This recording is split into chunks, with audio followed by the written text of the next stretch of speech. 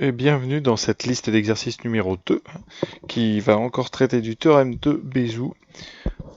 Alors 4 exercices cette fois-ci, je vous laisse les faire et à très bientôt quand vous aurez tout fait. Alors pour ceux qui ont fait la feuille d'exercice, la liste d'exercices numéro 1, eh bien vous reconnaissez cet exercice. Alors ce n'était pas le même, mais c'était exactement la même chose que le numéro 4. Alors on va donc, première question, eh bien il faut développer le membre de gauche. C'est une identité remarquable, donc n6 plus 2n3 plus 1.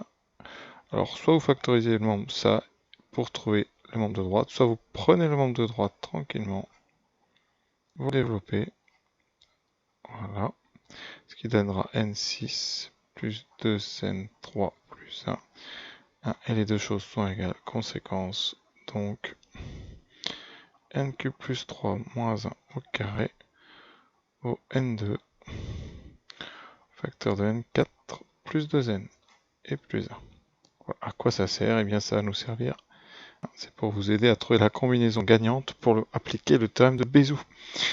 Et donc on va faire passer tout du même côté par des soustractions, sauf le 1 bien sûr.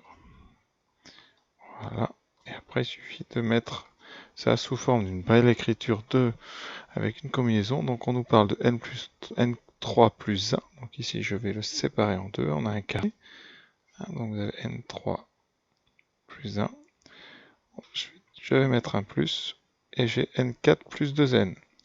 Donc n4 plus 2n, voilà, multiplié par, alors il ne faut pas oublier le moins, donc moins n carré, et ça égale à 1. Voilà.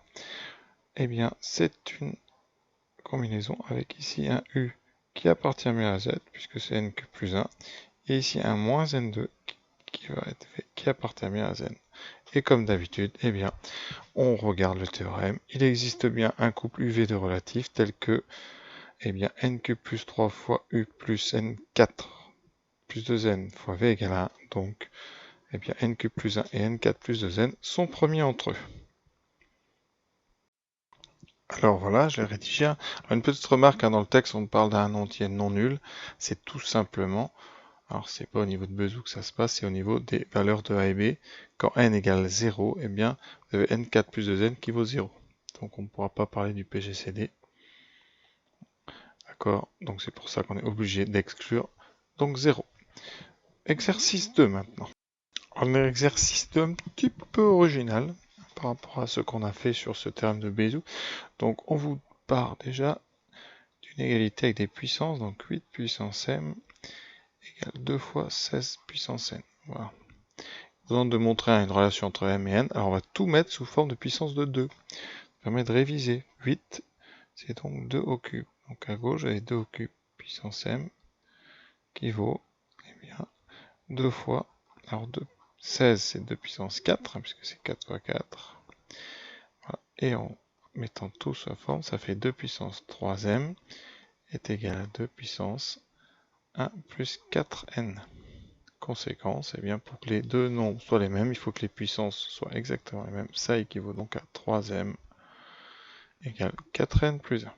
Voilà la première question. Pas trop difficile, mais il faut penser à décomposer avec les puissances de 2. Voilà, maintenant, on veut étudier m et n. Alors, on vient d'avoir 3m et 4n égale 4n plus 1. On est dans le cadre du théorème de Bézout, donc on a 1 ici qui traîne. On va s'en servir. Eh bien, 3m égale 4n plus 1, ça veut tout simplement dire que 3m moins 4n égale 1. Voilà. Eh bien, on reconnaît une sorte d'égalité de relation de Bézout, c'est-à-dire qu'il va falloir mettre ça sous la bonne forme en enlevant juste le moins. Ça veut dire que m fois 3 plus n fois moins 4 est égal à 1. Ceci est donc un coefficient de Bézout, le u, et ici vous aurez v qui appartient bien à z.